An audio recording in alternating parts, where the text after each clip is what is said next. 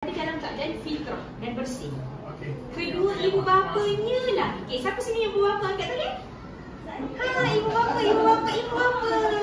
Kan? Ha, ibu bapa lah yang akan menjadikan dia Yahudi. Oh no, macam Israel, pembunuh, tak nak kan? Atau Nasrani, ataupun Majusi. Okay, saya ada quiz. Saya ada hadiah untuk yang boleh jawab. Kenapa tak ada Islam dekat sini? Kenapa dia membentuk jadi Yahudi, Nasrani dan Majusi? Kenapa tak ada Islam? How can Rasulullah forgot Islam? Siapa ada nak try? Jangan takut salah. Salah pun dapat hadiah. Kat sini kita meraihkan usaha yang berhasil. Boleh ready dah bahas lampu? Okay. Siapa nak cuba? Kita nak tengok nanti anak akan melihat ibu bapa ni. Masya Allah, subhanallah. Ini adalah mak kepada founder Imakis. Aunty kita, betul. Sebab fitrah tu sendiri maksudnya Islam. That's why Islam dah tak perlu diletakkan dalam barisan yang bawah. So nak katanya sebenarnya setiap anak lahir-lahir itu sepatutnya beriman kepada Allah. Tapi mak ayah dia yang mengkonarkan dia ataupun mendeviatkan dia untuk menjadi selain daripada Islam. Jadi the fact that semua ibu ayah hari ni datang ke Iman Kids nak tengok-tengok, walaupun tak register lagi tak apa, tapi ada perasaan naklah anak aku ni belajar Islam daripada kecil, nurture Quranic generation, itu sendiri dah merupakan satu tanda anda semua nak beramal dengan hadis ni. Tanya. Tepukan untuk ibu ayah kita yang datang hari ni. Okey, hadiah pertama untuk Aunty. Makanan tak sihat. Boleh bagi dekat cucu. Padahal cucu dah kena makan sihat kan? Okey, seterusnya. Quiz time. Saya ada hadiah lagi untuk yang berusaha. Okey, apakah gambar ini? Sponge. Tahniah. Tolong bagi dekat Cik. Maksudnya anak Cik nanti bila mendaftar Imakis akan banyak menjawab soalan kerana ayahnya juga dah daftar. Masya Allah. Okey, soalan seterusnya. Apa kena mengena sponge dengan hadis tadi? Ataupun dengan anak-anak. Dengan anak-anak lah. Siapa nak cuba? Sponge dengan anak. Adakah kita akan melahirkan orang yang mencuci pinggan banyak? Sana ni. Ada orang nak cuba? Yang di belakang almari, anaknya pun boleh jawab. Cepalah duduk. Encik dan Puan. Ibu ayah. Saya macam kena akad belon. Macam tu kan? Untuk tengok. Cepat boleh duduk. Okay, siapa nak cuba? Sponge. Cik muka masa nak jawab. Silakan Cik. Okay, kenapa? Tongkat? Dia tengah telefon. Sorry. Anda cuba. Apa sifat sponge? Menyerap. Tahniah. Kenapa kita dah jua? Seronoklah anak dia kan ada dapat banyak hadiah. Okay, seterusnya. Kerana sifat sponge adalah menyerap. Jadi sebenarnya tanpa pengetahuan kita semua ibu ayah, kita ni sponge yang kuning tadi tu. Cik ni sponge, dia macam anak Cik Puan kan? Ibu ayah semua sponge. Sebab apa? Dia akan absorb ataupun serap semua yang kita buat.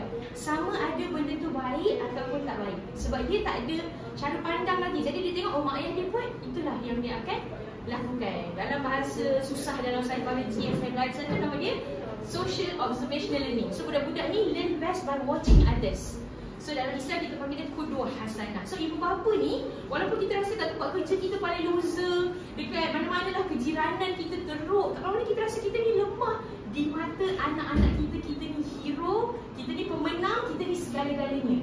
So apa je yang kita buat dia akan rasa inilah yang patut saya pun buat. Jadi tengok ni anak kan, dia tengok setiap hari mak ayah dia bawa dia pergi masjid solat, dia pun tertunggang-tungging kan. Walaupun tak betul lagi, it's okay. It's their first exposure. Tapi kalau dia tengok kita banyak main phone, buat benda tak soleh, dia pun nanti ambil apa-apa, buat macam phone. Padahal remote control ke apa kan. So they imitate, they absorb. So beware. So bila kita kata kita nak lahirkan anak yang berfitrahkan Islam, dia tengok kita. Jadi jangan rasa, okeylah saya nak daftar anak saya ke Iman Kids hari ni, alhamdulillah. Tapi anda akan menentukan penerusan tarbiyah ataupun pendidikan Quran di rumah. So tak boleh teacher je ataupun cikgu je dekat sekolah yang ajar benda yang soleh, benda-benda Quran tapi tak bersambung di rumah. So we need collaborative effort daripada parents semua untuk meneruskan. Next. Because we want them to absorb Quran. Kita nak diorang serap banyak-banyak daripada Quran dan Islam. So ni anak kita yang kita harapkan, insyaAllah. Teruskan. And it has to be started with us. Dia kena bermula dengan kita. Siapa kita angkat tangan? Saya. Cik pun.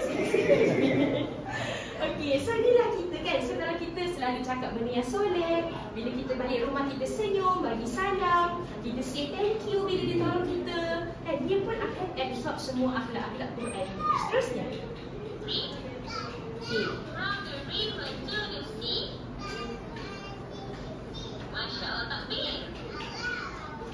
Jadi anak-anak Iman Kids kita yang parents dia hantar gambar dia bila di rumah.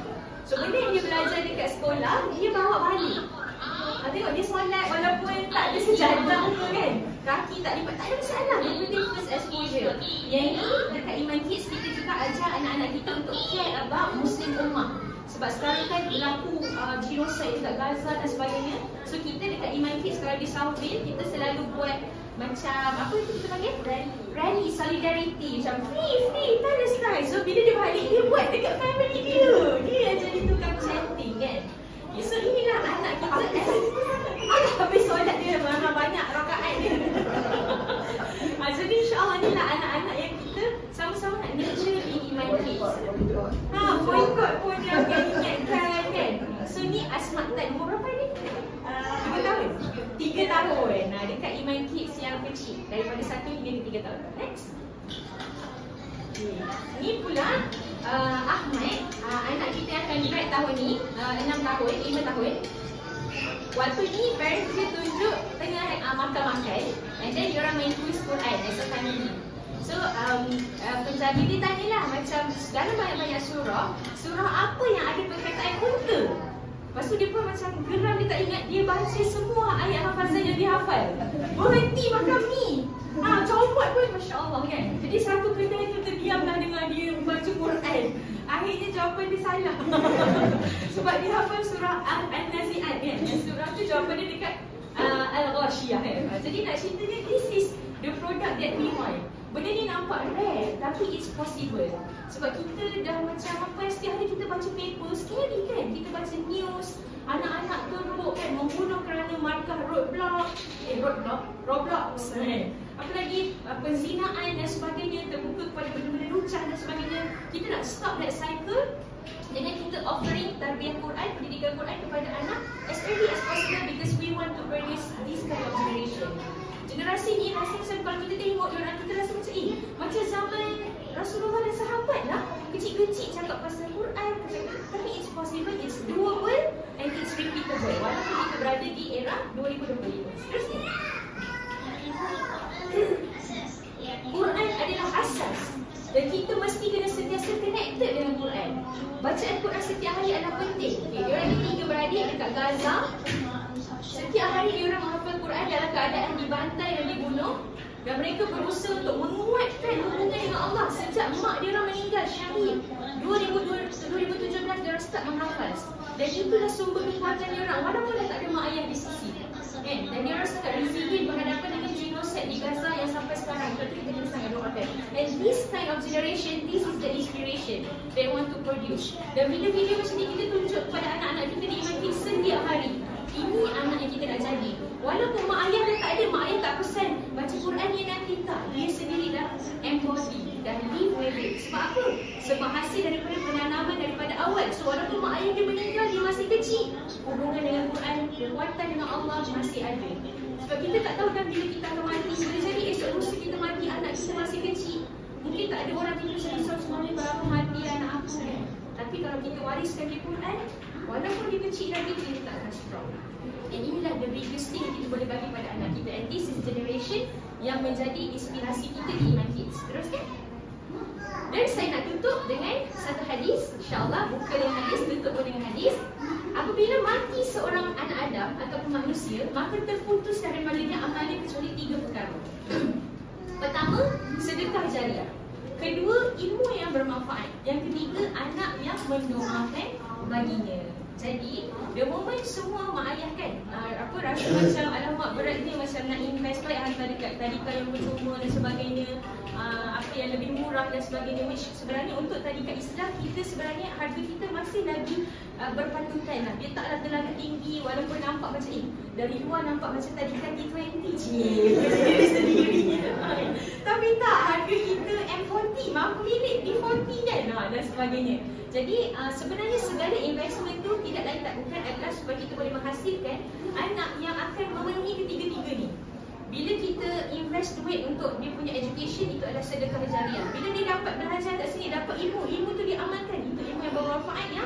Ibu ayah bekerja keras, berpuasa pulas dan cari rezeki halal untuk educate dia, itu pun dikira sebagai ilmu yang bermanfaat. Dan bila dia besar, dia akan mendoakan kita walaupun kita dah tak ada. Dan semua ni, jadi bayangkanlah semua expenses dalam education adalah untuk memenuhi hadis ni, dan kita tak akan rugi langsung di dunia dan di akhirat. InsyaAllah. Seterusnya,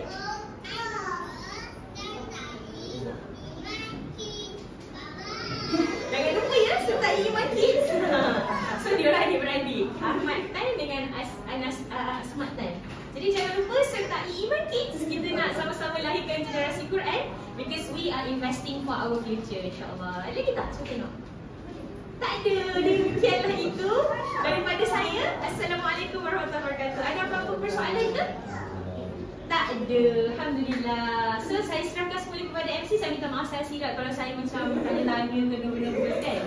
Okay, terima kasih.